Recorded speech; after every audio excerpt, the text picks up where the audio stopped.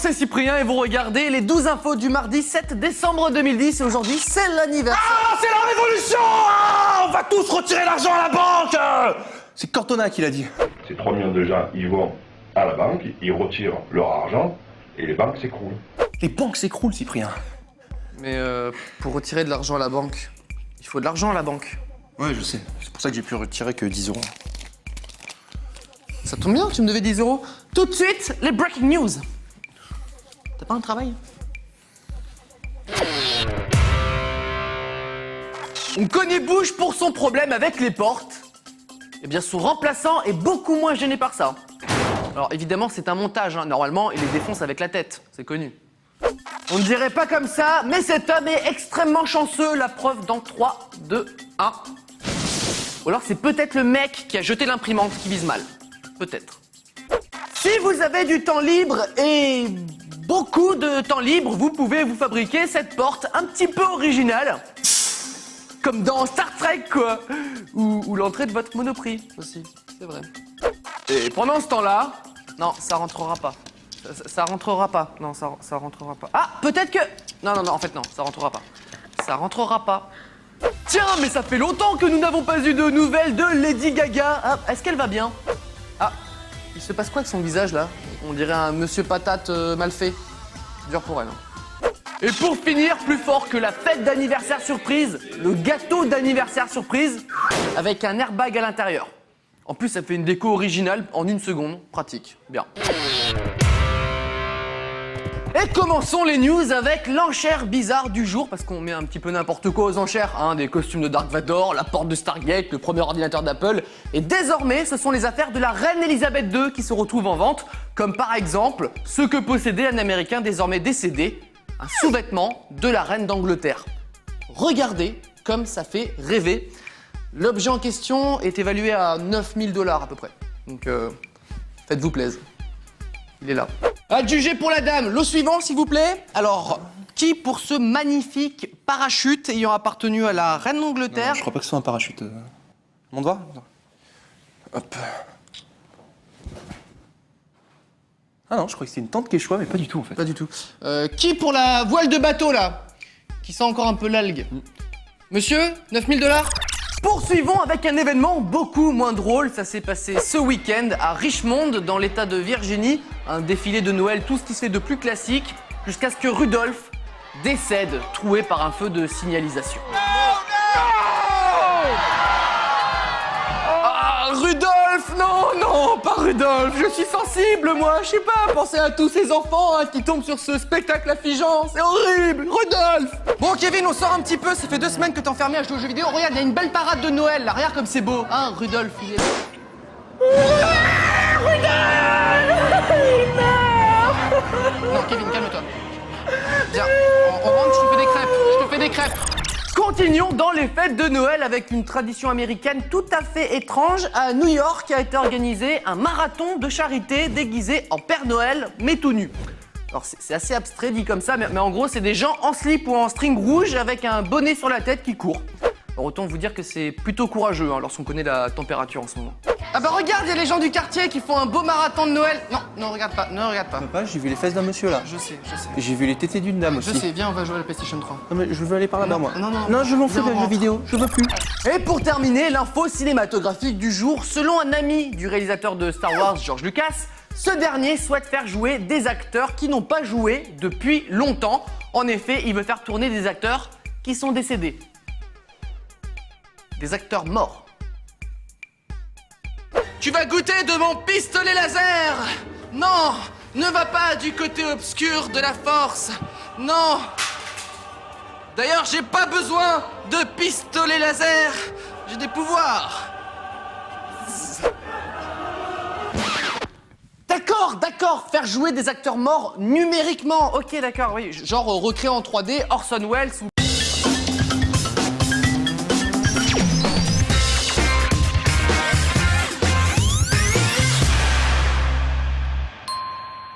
Bonjour, c'est Cyprien, vous regardez les 12 infos du mercredi 8 décembre 2010 et nous souhaitons un joyeux anniversaire à Sébastien Chabal.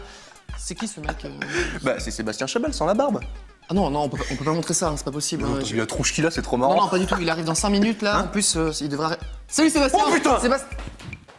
C'est pas vrai, hein, c'est pas vrai. Par contre, les breaking news qui arrivent tout de suite, ça c'est vrai. Pour commencer, quelle est la probabilité pour qu'une caméra filme lorsque tu sors du boulot et que tu te casses la gueule, hein?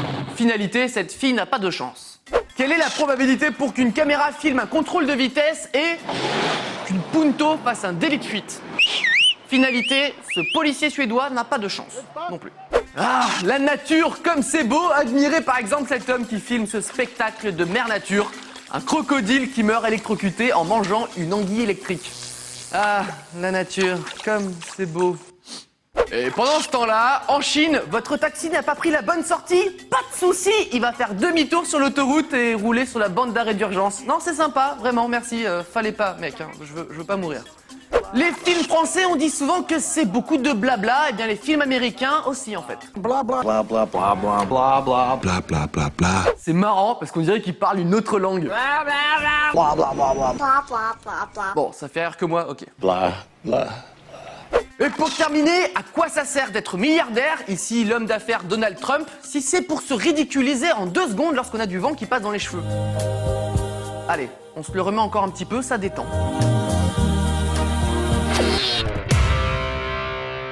Commençons les news avec le geste inexplicable du jour. C'est le basketteur des San Antonio Spurs, Gary Neal, qui rentre un lancer franc lors d'un match le week-end dernier. Jusque-là, ça va.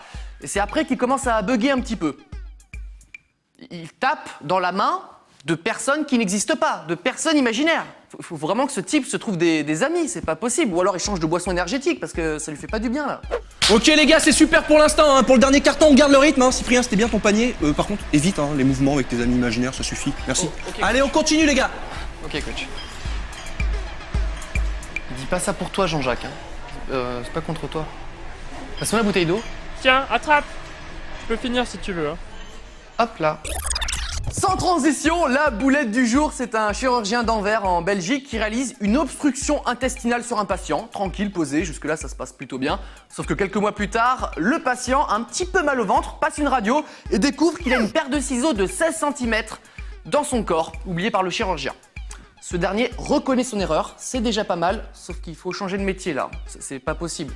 Des ciseaux. Pince. Pince. Merci. Alors... perceuse, s'il vous plaît. Perceuse, merci.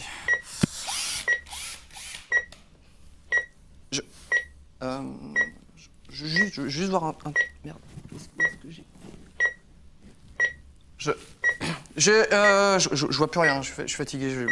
C'est terminé pour Monsieur Dunant, hein, de toute façon. C'est pas Monsieur Dunant, hein, c'est Madame Tadei là. Patient suivant, vite, au bloc à côté.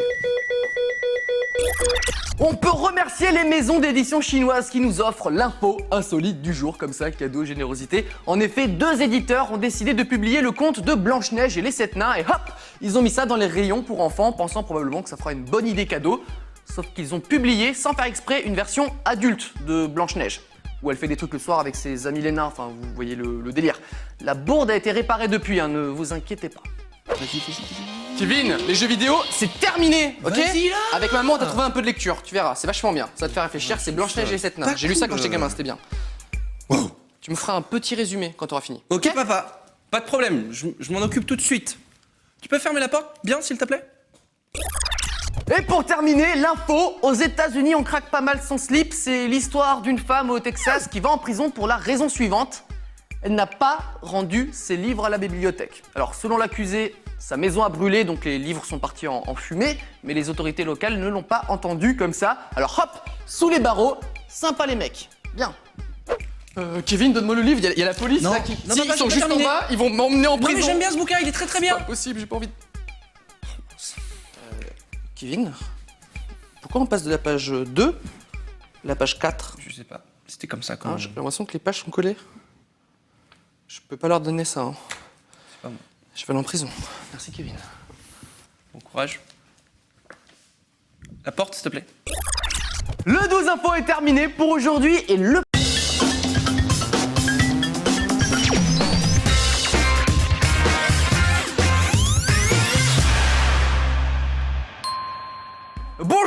Cyprien, c'est parti pour les 12 infos du jeudi 17 mars 2011, c'est-à-dire la Saint-Patrick, la fête nationale irlandaise placée sous le signe du verre, du trèfle et de la bière surtout.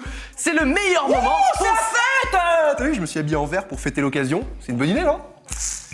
S'il te plaît, dis-moi que t'es con, machin. Hein, avoue-le, s'il te plaît. Qu'est-ce qu'il y a encore? Et quelle couleur ton t-shirt? Je viens de te dire, il est vert pour fêter la Saint-Patrick. Et quelle couleur le fond derrière toi? Il est vert aussi. Oh non. Oh non. Ça veut dire que j'ai pas en vert plim ploum pour rien, là? C'est ça? C'est ça. Toutes les breaking news. Je crois qu'elle part pas trop, cette peinture. Je sais pas comment je vais faire plim ploum. La grosse boulette du jour vous est offerte par la chaîne anglaise Sky News, les seuls à diffuser des images du tsunami au Japon, suivi de la pub. Lesson 24. How to ride a wave. Alors en termes de boulettes, là on est pas mal, hein. Le nouvel iPad est tout juste sorti aux États-Unis et certains sont trop fauchés, alors ils proposent de se faire tatouer un logo d'une société en échange de la tablette. Normal quoi. C'est un bon plan pour Kesha ça, hein, parce qu'elle a plein de place pour se faire tatouer plein de logos. L'instant animalier du jour, les chats c'est un petit peu comme les ados, parfois ils se cherchent, hein, ils se prennent aussi pour un chien qui ramène la balle. Il paraît qu'il défend la maison et court après le facteur en aboyant aussi. Bon, j'exagère à peine. Et pendant ce temps-là, en Croatie, réciter un discours pendant une commémoration et porter des talons hauts, c'est pas forcément une très bonne idée. L'erreur d'éducation du jour, c'est l'actrice Katie Holmes qui promène sa fille Souris Cruz dans un magasin et la petite découvre une boîte de Penis Gummies, des bonbons en forme de... Enfin, ça porte bien son nom quoi. Alors Katie Holmes en nounou, on repassera. Mais je crois que c'est l'heure du cours de géographie de Cécile Duflot. Cet accident ayant survenu dans l'hémisphère sud. Ah non.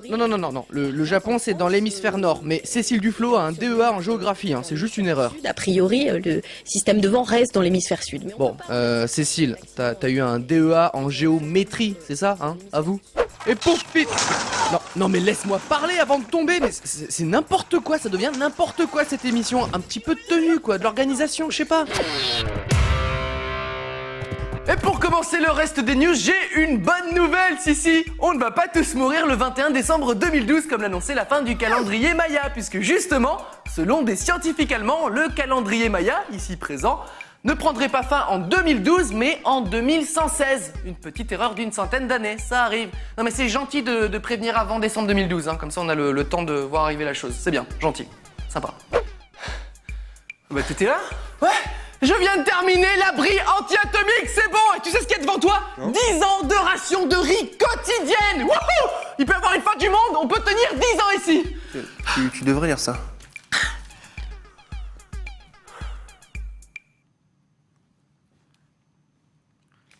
T'aimes bien le riz? Non, pas trop, non. Parce que moi non plus. Vous le savez, on adore les animaux dans le 12 infos, hein, c'est mignon, c'est attachant, et je vous présente un chien qui a fortement intérêt à être mignon et attachant puisqu'il a coûté 1,5 million de dollars à un milliardaire chinois. C'est un dog du Tibet, il est roux et c'est surtout le chien le plus cher jamais vendu, 1,5 million de dollars. En plus, on dirait qu'il fait la gueule. Il doit être content son proprio. Hein. Wouh, super. Ah c'est un bon chien ça. Oh là, il est mignon ton petit chien. T'as vu ça? Il s'appelle Patou, il a intérêt d'être mignon, il m'a coûté 1,5 million de dollars. Ah Patou? Attends. T'as acheté un chien 1,5 million de dollars? Ouais, regarde ce qu'il sait faire. Allez, va chercher Patou. Oula, pas trop loin, il y a une route. Oh, dis donc, il est robuste, hein. Patou, allez viens, on y croit. Vas-y, viens Patou. Écoute, c'est la Saint-Patrick. On va boire un verre? C'est moi qui l'offre.